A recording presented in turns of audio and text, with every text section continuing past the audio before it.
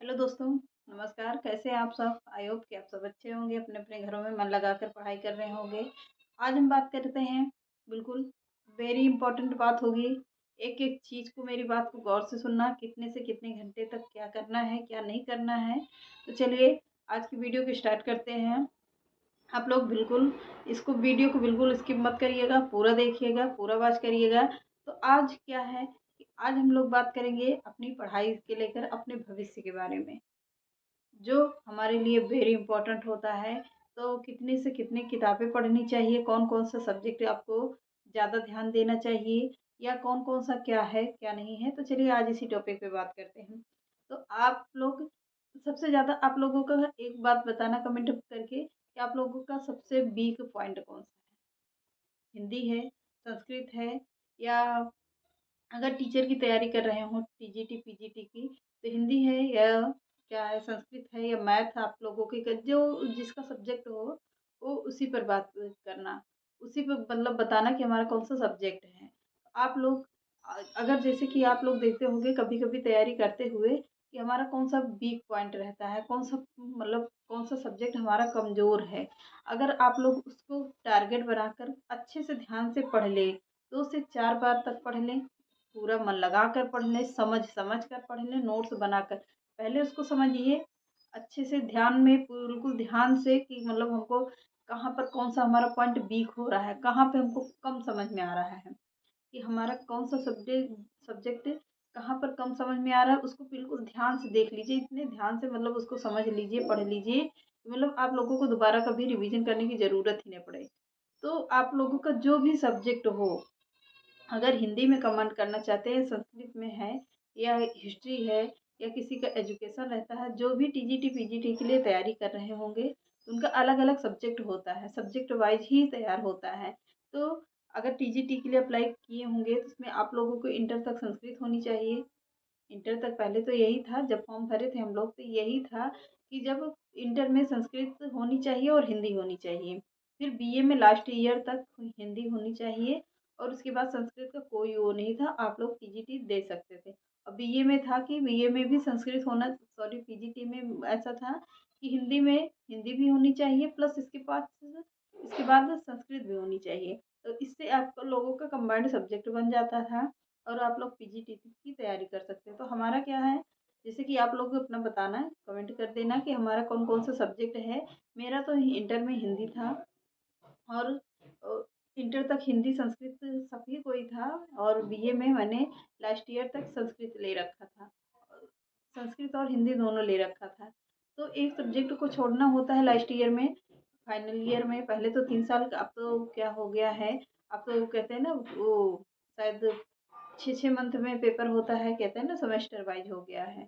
Semester wise पूरा paper हो गया है, मतलब बीए का भी पेपर सेमेस्टर वाइज कर दिया गया है। तो जो आप लोगों के घर में आप बच्चे पढ़ रहे होंगे तो लोगों को पता होगा, जो जो नहीं पढ़ रहे हैं तो लोग अपना जानकारी ले लेना कि सेमेस्टर वाइज, या देखते ही होंगे, सबको जानकारी लेने की क्या ज़रूरत है। तो आप लोग देखते होंगे इस पूरा पेपर भी जितना बीए में भी था वो भी सब सेमेस्टर वाइज कर दे। पहले क्या था कि बीएड में और बीटीसी में ही सेमेस्टर होते थे कि कितने सेमेस्टर होना है। हाँ, बीए में भी कर दिया है, एमए में भी। एमए तो करना होगा जिसको करता है। एमए के क्या होता है कि जैसे एमए कर लोगे तो आप लोगों को पीजीटी देने के लिए अवेलेबल हो जाओगे। एमए करने से आप लोग अगर 55% या 50% मार्क्स हैं आपके, तो उसमें आप लोग पीजीटी का फॉर्म भर सकते हो, अप्लाई कर सकते हो पीजीटी के लिए। तो आप लोग बिल्कुल इसी की तैयारी करिएगा, जो भी आपको सब्जेक्ट हो उसका प्लस या वीक पॉइंट पकड़िए, कि हमको यहाँ पर कौन सा सब्जेक्ट हमारा वीक लग रहा है, कौन सा चैप्टर हमको वीक लग रहा है, या कहाँ पर हम मतलब हमको वीक लग रहा है तैयारी करने में, वो दिक्कत आ रही है। तो वही सब पकड़िए, और मतलब उसी को कंटिन्यू पढ़ते रहिए, नोट्स बनाते रहिएगा, पढ़ते रहिएगा।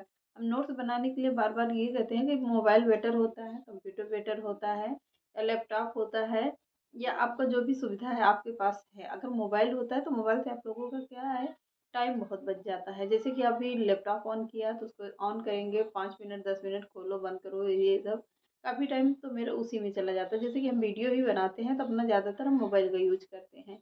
टैबलेट, मोबाइल सब, सॉरी लैपटॉप भी है मेरे पास, उसमें टाइम बहुत जाता है। तो हम केवल अपना मोबाइल का यूज करते हैं। मोबाइल से ही हम वीडियो को एडिटिंग करना, वीडियो को मतलब बनाना, एडिटिंग करना, उसको डालना, सब कुछ ज़्यादातर मेरा काम मोबाइल से ही होता है। तो मोबाइल से टाइम बच जाता है। पहले हम लैपटॉप का यूज करते थे लेकिन उतना ज़्यादा नहीं, मतलब टाइम बहुत चला जाता था, तो इसलिए मैंने एप्लेट भी ले रखा है। वो चंद्रा का मैंने एक सब्जेक्ट का और ले रखा है, बाकी और मैंने आफिल अकेडमी का ले रखा है।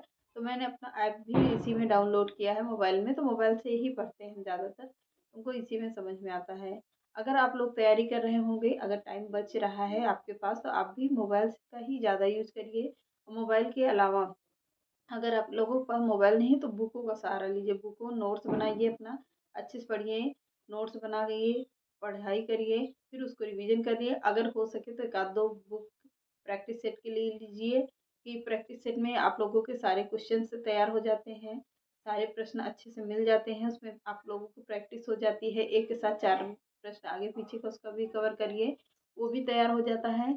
जैसे कि देखते होंगे तो मोबाइल बहुत लोग कोचिंग जाते हैं, कोचिंग भी ठीक है, कोचिंग भी ठीक है, लेकिन कोचिंग के अलावा भी पढ़िए। जब तक 10-12 घंटे तक आप लोग पूरा कंटिन्यू नहीं पढ़ेंगे तब तक आप लोगों को कुछ होने वाला नहीं है।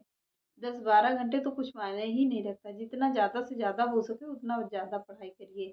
तो उतनी ज़्यादा पढ़ाई करेंगे उतना ही आप लोगों को समझ में आएगा कि हमको कितना पढ़ना है और कितना बचा हुआ है, मेरा पीछे का कितना मैंने कवर किया, वो आगे का कितना कवर किया, अभी कितना और कवर करना है। तो उसको धीरे धीरे पढ़ते रहिए, और पढ़ने के साथ साथ बिल्कुल मतलब आगे का पढ़िए, ये नहीं हो कि पीछे का भूल जाओ। तो मतलब पीछे का भी धीरे धीरे, जैसे कि एक आध दो दिन टाइम बचे तो आप लोग पीछे का बिल्कुल प्रैक्टिस सेट कर डालो, कि मतलब हमको यहाँ से प्रैक्टिस कर लो कि हमने कहाँ तक पढ़ा हुआ है, कितना भारत कंप्लीट हुआ, कितना नहीं कंप्लीट हुआ है। तो प्रैक्टिस करते रहिए, लगातार प्रैक्टिस करिए, उसके बाद नोट्स बनाइए, और जो भी व्याकरण का पोर्शन होता है, व्याकरण को अच्छे से ध्यान से रट डालिए। संस्कृत का में ही ज़्यादातर साहित्य का थोड़ा बहुत पूछता है, थोड़ा बहुत ही व्याकरण का पार्ट पूछता है, और इसमें हिंदी में तो ज़्यादातर क्या होता है, हिंदी में साहित्य का पोर्शन सबसे ज़्यादा है, व्याकरण थोड़ा सा है। आप लोगों को किसी दिन ग्राफ दिखा देंगे कि डीजीटी के लिए कौन कौन सा ग्राफ है, कि कितना कौन सा सब्जेक्ट कौन कौन सा आता है इसमें। तो आप लोग बिल्कुल अच्छे से तैयारी करिए। यूटी की डेट की भर्ती आने वाली है, बिल्कुल वो मत होइए कि हमको शादी ब्याह में जाना है या यहाँ जाना वहाँ जाना है। जाइए हर जगह, लेकिन अपना टाइम टेबल कवर करिए, अपना पढ़ाई करिए अच्छे से। हमको इतने से घंटे तक पढ़ना है, शाम को आके पढ़िए, लेकिन पढ़िए ज़रूर।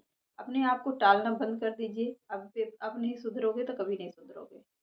अभी इतने एज होने के बाद भी अगर आप लोग पढ़ाई नहीं कर पा रहे हो तो कभी भी नहीं पढ़ाई कर पाओगे। इसके लिए आप लोग अपना कंटिन्यू रखिए, और जल्दी से जल्दी जितना हो सके तो इलेक्शन के पहले पहले वैकेंसी देखने को आप लोगों को मिल जाएगी। जैसे बिहार में बहुत सारी वैकेंसियाँ देने देने को मिल रही है। मुझे लगता है कि सोच रहे हैं योगी जी की हमारा बिहार के जो बच्चे हैं फॉर्म भर दें, कुछ कम हो जाएंगे तभी हमारे यहाँ भी वैकेंसी आएगी। उम्मीद ऐसे ही लग रही है। फिलहाल छोड़िए, मजाक कर रहे हैं। मतलब क्या है कि आप लोगों को वैकेंसी अपने यहाँ यूपी में देखने को मिलेगी, ज़्यादा से ज़्यादा देखने को मिलेगी।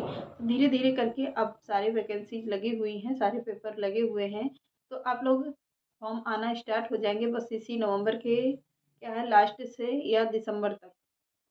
कोई एक बहुत बड़ी शिक्षक भर्ती आने वाली है, उम्मीद ऐसे ही लग रही है।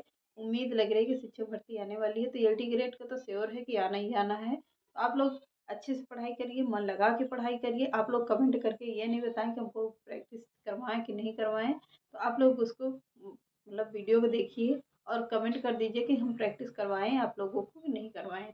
तो आज ही बता देना, अगर हम आज की वीडियो ये देख रहे हों तो आज ही बता देना कि इसमें हमारी तैयारी कितनी होनी है, कितनी बची हुई है।